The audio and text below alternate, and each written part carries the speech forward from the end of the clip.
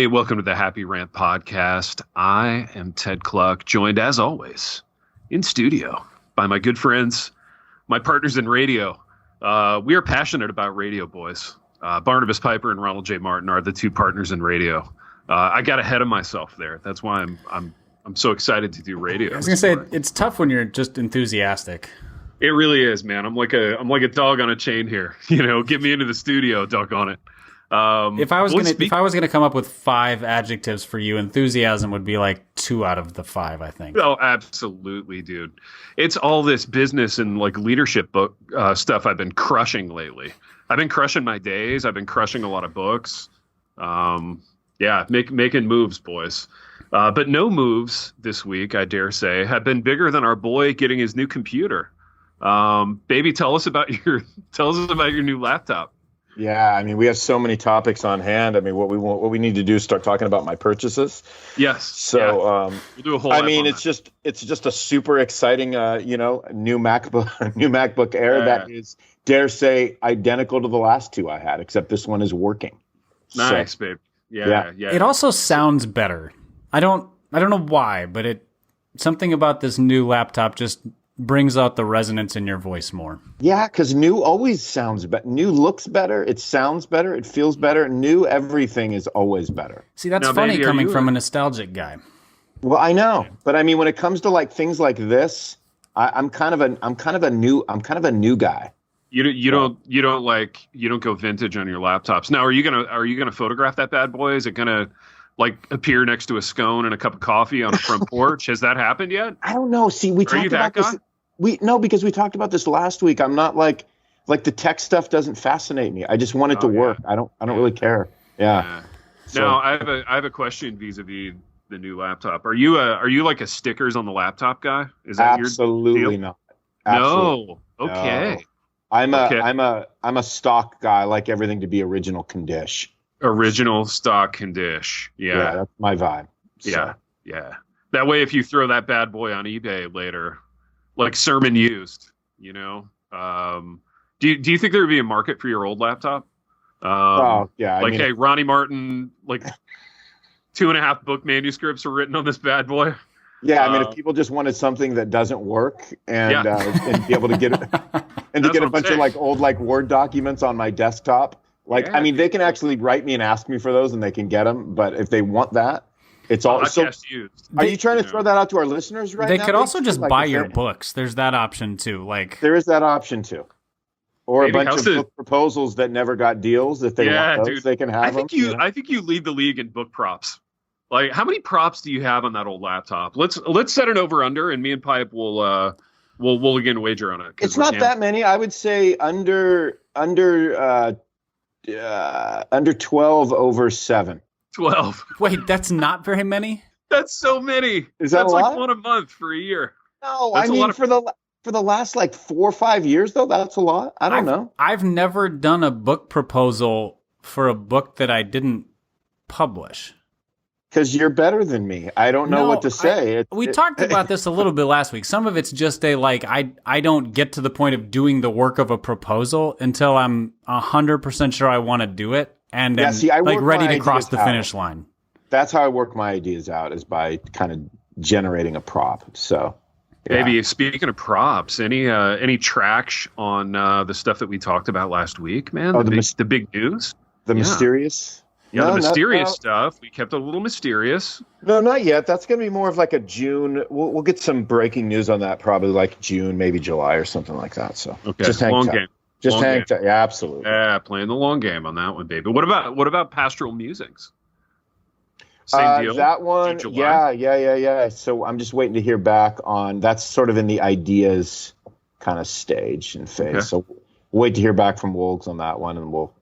Yeah, boys. Anytime I have any news, especially on a day like this when we desperately need news, believe me, I'll dish it. I'll be dishing a lot of news. Baby, I got news. Yeah, I got news for you about a new church communication product called Communion. It's called the Communion app. You can find it at links.communionapp.com/Happy Rant because we are partners. We are business partners with this company for the time being. Here are some of the key features about the Communion app. Why are you laughing? I'm doing business right now. Boys. Sorry, I'm throwing heaters. For the time being is just a very subtle, like, asking somebody to step up their game. I'm just not sure who. Yeah, you know what, dude? I mean, I just don't want to. I don't want to find us in a bad business marriage with the Communion app. You know what I mean? I want to keep it in that dating stage. I want them to woo us. You know, to put it in NBA parlance, they're on sort of a 10-day contract. They're on a 10-day. Yeah. Yep, they're on a 10-day. We could renew it. You know, if they come off the bench, give us some quality minutes, we could renew the 10-day. But it's by minutes we mean dollars. Yeah, by minutes we mean dollars, especially quality dollars. Communion is the church communications app that we use at my church. It's designed specifically for local church communication. Creates a private, safe way for members to stay connected throughout the week without having to bow the knee to the corporate devil of Facebook. I added that. That wasn't in the official marketing. Wow, that's big. Yeah. I mean, that's kind of a heater. That's a heat check moment for me, I think. Yeah, that was big. So it's a communication platform that's available via iOS, Android, and the web. Pastors don't have to wait for their congregants to sign up. They can just add their members, and their members will be notified of updates via email automatically. Pricing is scalable, boys, based on the size of your church and the hipster quotient of your church. Which little sneaky tip for those of you considering this out there: size of your church is self-reported. So your church can be as big or small as you want it to be in order to benefit your pricing. So trust me, I've worked on a platform that was priced like this, and there was a lot of churches of 3,000 that were conveniently 1,500 for pricing. So you can do that if you want. I want to lean in on that with both of you boys. Do pastors lie about the size of their church, like either way, when it benefits them? Yes. So it's sort of like Piper when we were athletes, when we were football players, we were always like 10 to 15 pounds bigger in the program. Yes. Like if you're actually 215, you're 230 in the program. Is it similar for pastors? Well, it's a little bit like Ronnie has been like 38 for the last few years. So there's years old. You're conveniently numbered to whatever suits you. Still young, still full of promise. So when I worked at Lifeway, it was really funny because we had this platform called Ministry Grid that was church training and stuff, and we priced it initially based on church size. But we served largely Southern Baptist churches. Southern Baptist churches are always puffing their numbers. So, everybody who's been a member for the last 1,100 years is still a member. Anybody who's considered baptism, filled out a visitor card, like driven by the church in their large pickup truck, member. So they're like, we're a 6,000 person church. And then you're like, all right, well, that's going to cost you this many $1,000. And they're like, well, our average attendance is 725. So they just back off real quick to swing it the other way, and then they're like, "No, are we counting kids or just adults?" And churches will conveniently sliding scale their numbers to save them dollars or to improve people's impression of them. Dude, that's fascinating. What an interesting deal, baby. How big is your church? What are we looking at on a Sunday morning? When everybody's there, and we always include kids, we're between 250 and 3. Okay. And that's honest to goodness numbers right there. And being that you're a Reformed church, like 175 of those are kids, probably. Pretty much, yeah. No, I mean we're not. That's just so 3 families, though. So that's exactly.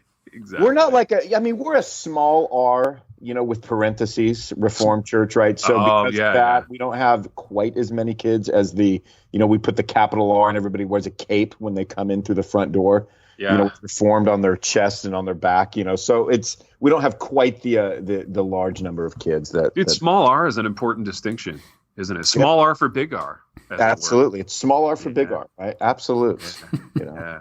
That's an important branding thing. You can use that if you want. Small R for big R. Can I take that? Do I owe you money for that? Yeah, baby. Listen, you have fun with it. Okay, have fun with it. It's the name of my new graphic novel. Actually, bounce it around a little bit. Your new Yoda graphic novel, dude. Yeah. You need to do. All right, dude. I want a piece of the action on this idea. Okay, because I'm not throwing these out for free all day long. You guys, you need to do a Yoda graphic novel. Okay, so compile all your Yoda tweets, pitch it to Wolgs. Wolgs, if you're listening, this idea is golden.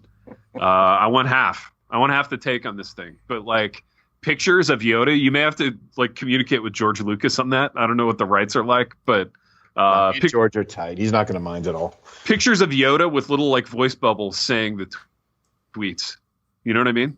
Would that not be golden? Would that not be like a gift book for every pastor? I mean, that will sell tens of copies for sure. Okay, so there's a book called there's a marketing guy named Lee Clow. He came up with like Apple's marketing campaigns back in the day when they were launching and stuff. And then somebody started, like an intern that worked under him, started a Twitter account called Lee Clow's Beard.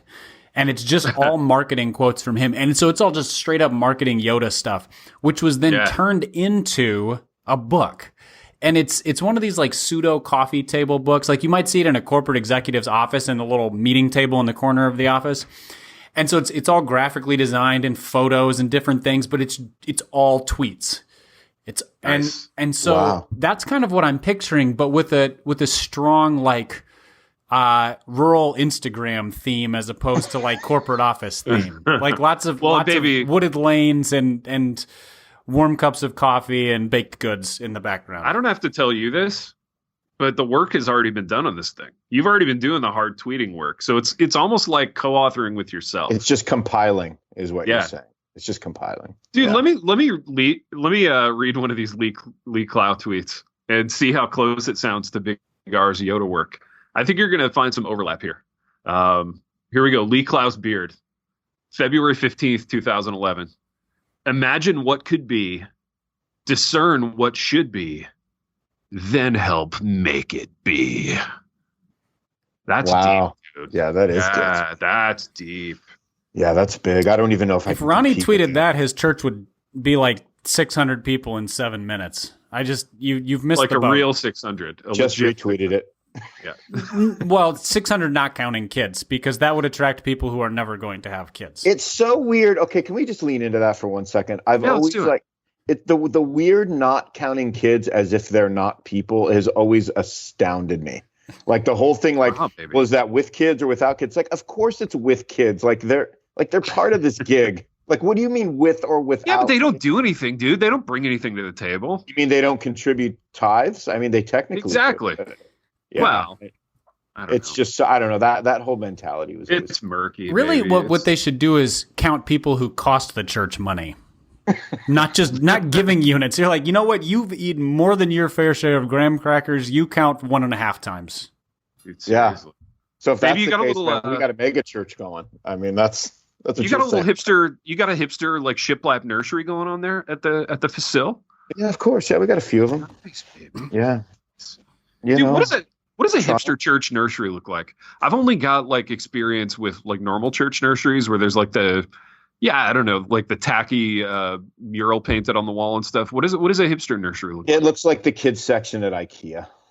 Oh, okay, like small land, like little tiny Nordic, Nordic toys and rugs, Nordic and like clean, clean sweeping lines all over the place. Yeah, exactly. Little kids in like bow ties and suspenders and. I mean, I don't know about that, but talking about like the obscure coloring books that they're into. It's dress optional, but I don't know. Gluten-free goldfish crackers.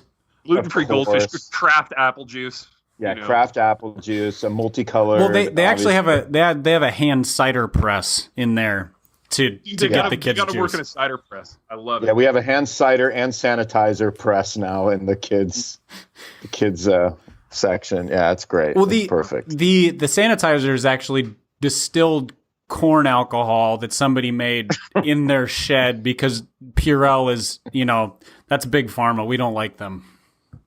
Yeah, and they're actually right up the road. You realize like Purell is like 20 minutes away from us, the factory. Wow, dude. Yeah. Purell. Yeah, we're in like Purell land. Oh, that would be fantastic. Listen, Purell, if you're listening, let's do business. Oh, they are. Is that even a question? I mean, with their proximity to you, I mean, they're for sure listening.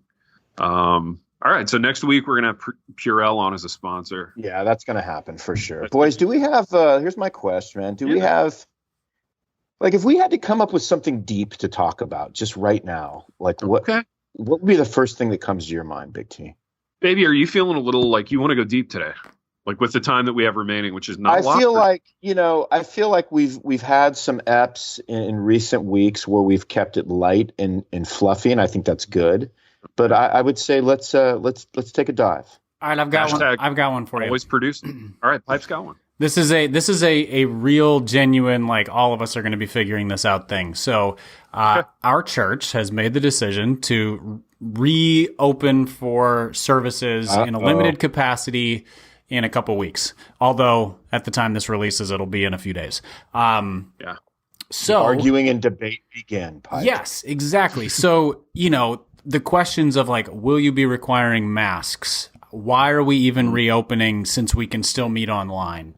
How are you going to make it safe for vulnerable people? Like all of those things, which really put the church leadership in a position where you're just going to give people answers that they don't like sometimes, because people asking those questions, very few people asking those questions are looking for, they're not coming to it open-minded with the sense of, they're looking for what they want to hear. Yeah, I'm not totally sure how to think about this. Help me think about it. They're coming with it thinking you should do this or you shouldn't do this.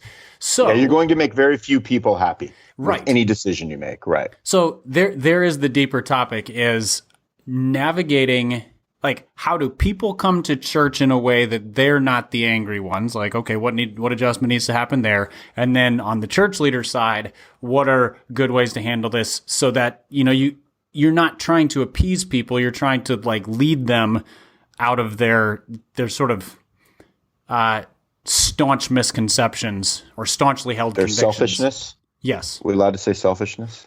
Yeah. Some of them are very selfish. Interesting. Ronald, man of the cloth. Yeah, I mean, we're obviously having this discussion right now, in terms of, okay, when is going to be a good time for us to gather again? We didn't want to be, we definitely didn't want to be the first out of the gate, and we're not. We'd rather be, kind of later in it so that we can learn from the other churches that were kind of early reopening adopters, kind of learn from, whatever like methods they're putting into place, mistakes they've made. I'd like to just kind of learn from that a little bit. And then I think the way that we continue to, communicate to our people about it is just, we're going to do everything we can in a way that shows as much love towards the vulnerable and towards the people that are still very like filled with anxiety and fear about gathering, but they want to gather. So let's lean into what that looks like. And we might have to like sacrifice, if we're not people that find ourselves in that particular position, but those are the people that we want to lean into to care for, to alleviate their anxiety and fears. And we'll just do everything we can to be safe and do it in a way that's responsible, do it in a way that shows love for neighbor. But we're going to be slow. We're going to be cautious rather than quick. And so let's approach it with that kind of a heart, rather than sort of like breaking it down into something that becomes very either objective or subjective. So like, are we caring for people? Are we big-hearted about the way that we're doing this, instead of just kind of getting it down to all like the details of the how, because we'll figure that out, right?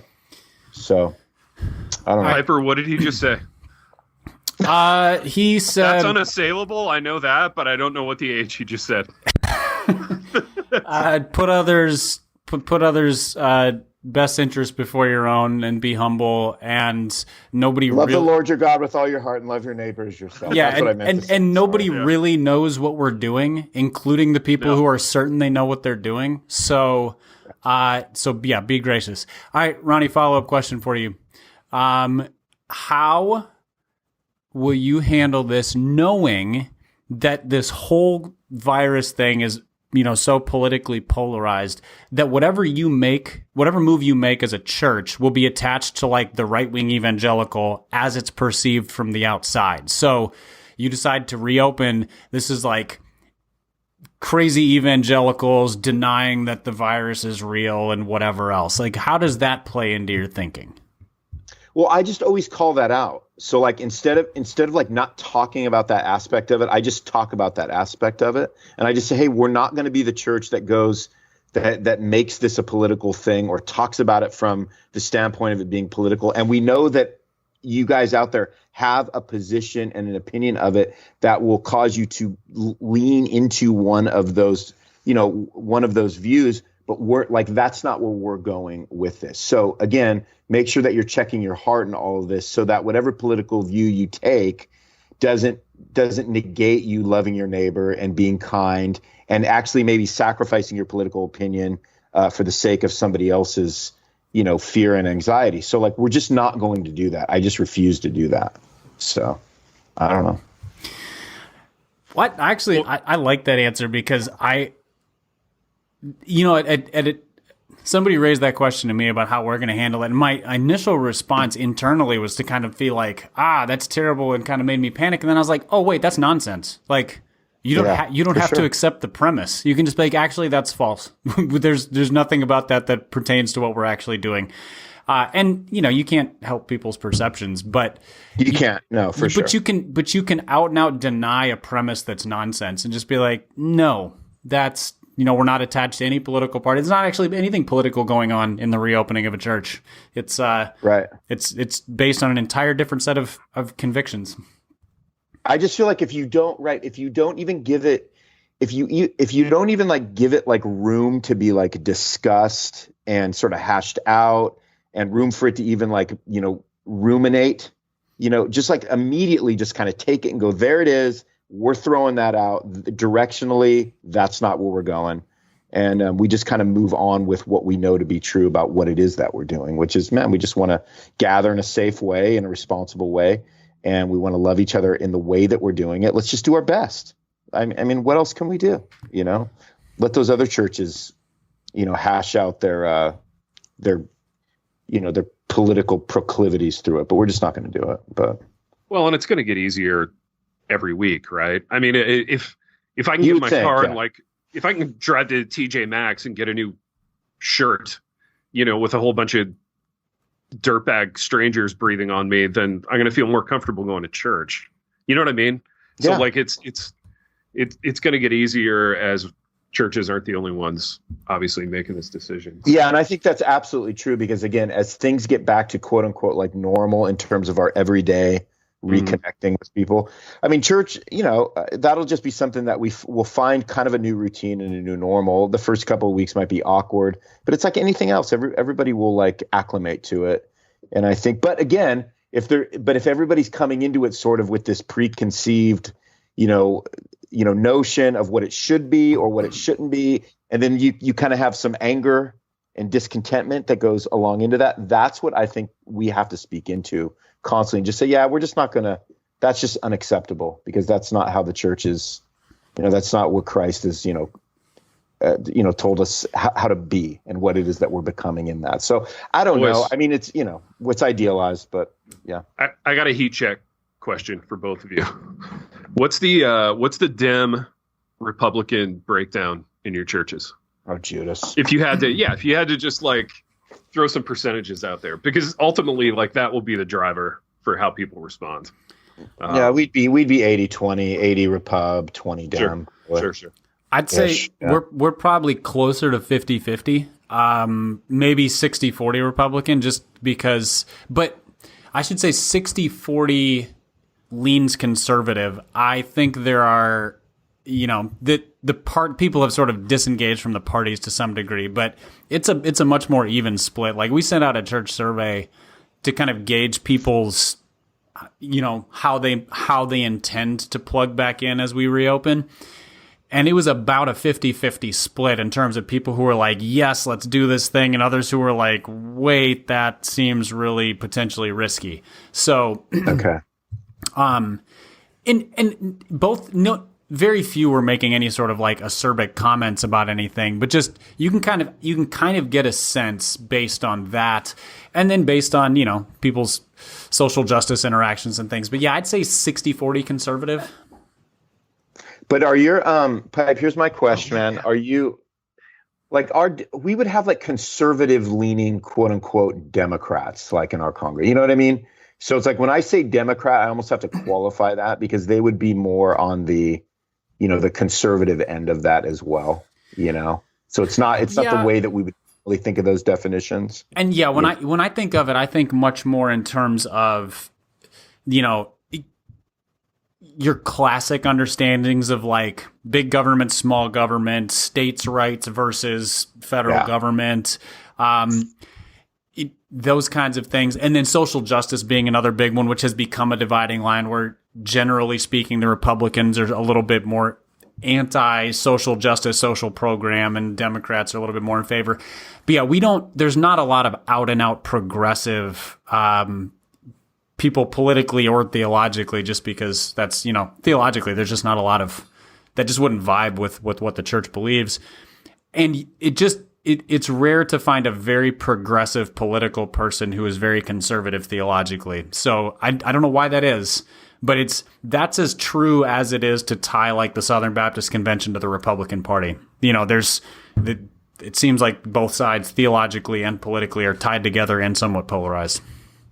Yeah, for sure. What about your church, Ted? We're just going back, man. Yeah, I don't know. West Tennessee's different, dude. It's a different animal. Don't actually have the internet except for you guys are already back app. though, right? You were doing outside. You guys. Yeah, we're doing outside church, man. Yeah. We're doing outside like condensed church. It's nice. I think everybody's liking it. I don't know if there are complaints. I'm not hearing them. Everybody out here is.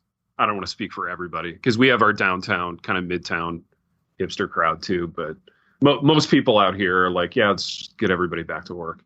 So it's a little bit less polarizing, I think.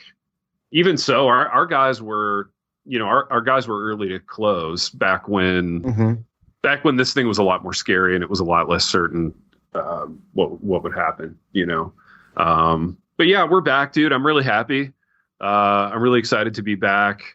Hopefully we'll be back in the building soon. But yeah, if there's been big pushback, I'm not aware of it. Yeah, and I don't think we're going to have that either, T. I think we're a little more. I think it's a little more wired, like where you guys are at. If people have issues, they keep everything so close to the vest. Yeah. That it's not like they're not gonna show up one day like with signs, like they're picketing, the service or something. So it's going to be more of like I think they would some people might show their disapproval by just saying, hey, I'm either not comfortable with coming quite yet.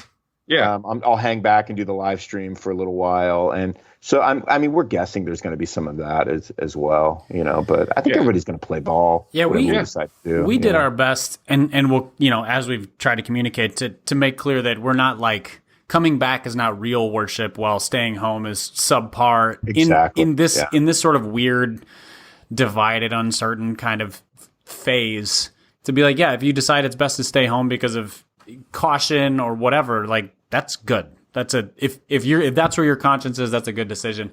It's interesting for our church because we're smack in the middle of Nashville for the church, but we draw from all around.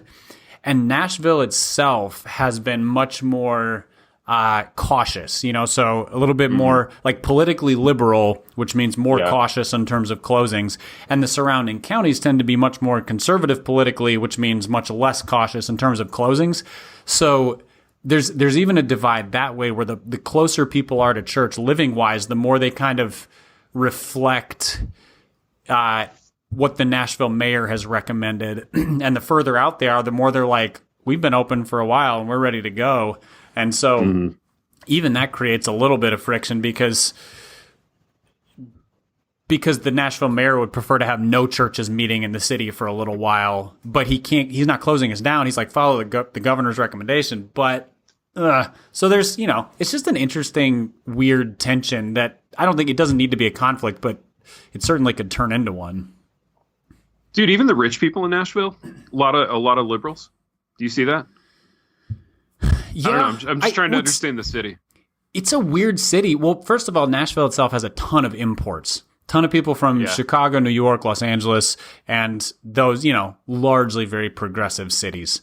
But old school Nashvillians are like they're red politically. It's a red state with like blue cities. So Memphis is more blue, Nashville's more blue, Knoxville's more blue, etc. But it's And then it's like an entrepreneurial, artistic kind of city as well. And so there just tends to be more progressive political leanings in that crowd.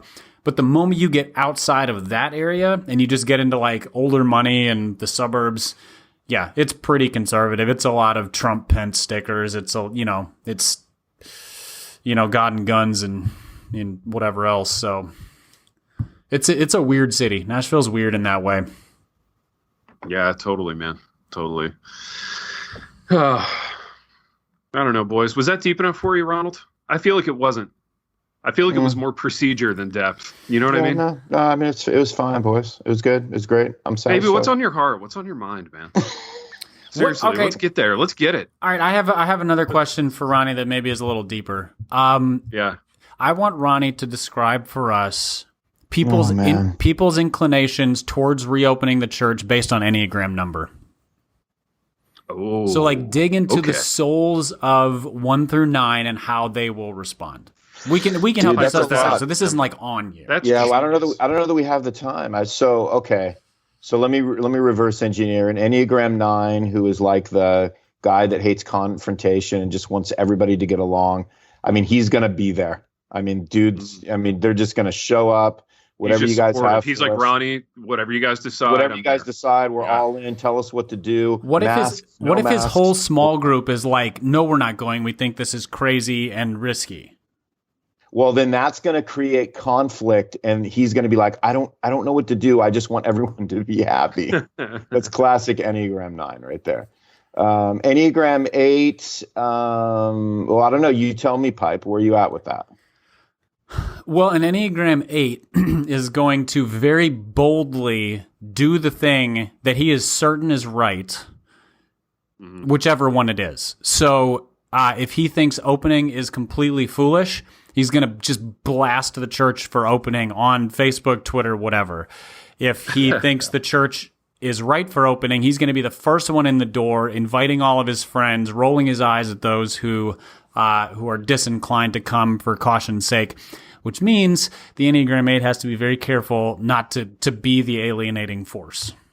Yeah, I think you nailed it. You nailed it, Pipe. Enneagram 7 is going to be like, this. People, yay! Yes, Sundays are how I socialize. It's the biggest part of my social calendar, so I can't wait. I don't care how we have to do it. Let's just get in there. You're gonna have to like pull me. They're back hitting lunch with friends afterward. Oh, absolutely. Yeah. They're gonna want to hug everybody, so they're gonna have a hard time following whatever rules that you put into place. They're just so happy. They're not like against you because you have rules. They're just so stoked to be there. They're just gonna be jumping up and down, and like you're gonna have to be like, just literally like pulling them back from like just smothering everybody. Yeah, it's like bringing a black lab to a dog park. Just exactly.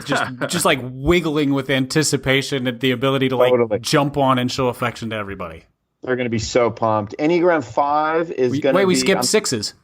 No, I know. Those are harder to measure, but like an Enneagram 5 is going to be like, I just need you to send me a list of all the pros and cons, the reasons why this is a good idea, the reason why it's a bad idea. I just have to logically be able to get my head wrapped around this before I can make a decision on whether it's a good idea to gather. Is the Enneagram 5 the one who is emailing you twice a week with like CDC links and Nate Silver's data on rates of growth of the virus? And yeah, for sure. Like here's my 4th Gospel Coalition article I read today on why it's a great idea to reopen and why it's not a great idea to reopen. And here's the one about like public singing is dangerous, and here's the one about why we have to public sing, and here's the one for kids ministry. Like, so the 5 is this is data overload. Yeah. Okay. Absolutely. Yeah, baby, this is going to have implications for that cider press you got going in small land. It really is. Yeah. And then Enneagram 3 is.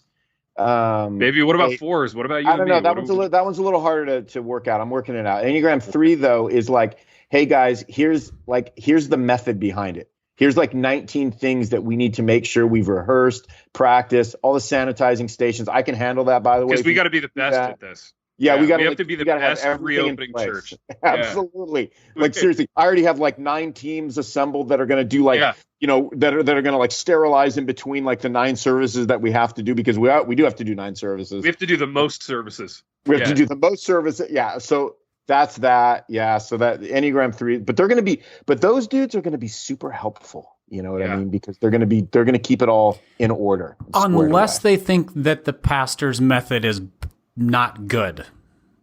Well, there is that. You know, if they think that your caution, like we're going to open in stages, we're going to kind of keep things stripped down for a little while.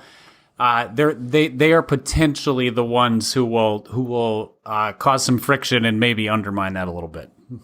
Yes, and that's a good point. And the Enneagram 4s are going to be like, we're talking a lot about procedure, but we're not talking a lot about the soul. What about I want to know. I want to know how this is hitting everybody emotionally, and I want to make sure that people, we're taking consideration everybody's different, opinions and emotions and feelings about this. That's what's really important. Dude, 4s who also lean left politically, we're not going to see them for years. Dude, it's going to be 3 years before we see those guys, bro. They're going to be putting out endless tweet threads about, mental health and anxiety and, trauma and things. So, by the way, Enneagram 8 here rolling his eyes at everything you just said, Ronnie. Yeah, I know. We know that. As 4s, we know that. But since this is an auditory medium, I figured I would say it out loud so the listeners could hear my eyes rolling. Yeah. And all you 4s that are out there listening, I get it. You were already thinking that when Pipe was going through his spiel. We're all good with that. We get it. We're all good. And then, so Enneagram 1s are going to be, we just want to make sure we're not doing anything wrong. We're like the rule followers. As long as, what's the governor been saying? Like, is everything cool with that? Are we abiding by, the law of the land? That'll be more of a 1. You can just kind of uptight and paranoid and kind of scared. You can count on the 1s to follow your reopening procedure. So like when you send the email and you're like, this is how we're going to do it with masks and different entrances and how people are going to sit, like they're going to know it on the way in. Like they're going to, Dude, they're out there with a tape measure, like measuring off 6 feet, yes, between seats. Yeah. Yeah. And after it. And 2s and 6s, like 2s will just be like, man, I just want to do anything I can to help. How can I, how can I be a part of this process? I just want to make it is enjoyable of a process for everybody that's coming in. If I can help alleviate anybody's fears, I just want to help them out. And then 6s are going to be kind of the people in the background that are a little suspicious about everything, not really sure, but once they buy in, they're going to be the ones encouraging everybody. Hey, it's going to be okay. Nobody's going to be, there's no harm here. We just gotta trust our, once they're bought into the leadership, they're going to be, we just got to trust our leadership. Guys, we can do this. They're going to help like rally people together. But if they're not bought in, and a 6 is going to go around and kind of stir the pot and say, yeah, I don't know. I mean, you really think they got this thing ready to go? They really set it up good enough? Dude, the 6 is like, what about the second wave of this? Absolutely. Oh yeah. They're second waivers. Right? They're like, hey, fall, you guys, we're going to get a second wave. And a fair amount of suspicion of motives. Like, are we just reopening because giving is down? Like, what's behind this? Yeah. 6 have the potential to ruin all the reopenings going on around the country right now. Not as much as 4s who lean left politically. Even more than that, Pipe. Sorry. Well, you're not going to see those people for years. That's fair. An Enneagram 6 is the greatest enemy of the church and of the world. You just lost half your congregation because I think it's the most common number as well. It is. Really? I know. Oh, that's fascinating. It is. Yeah, it is.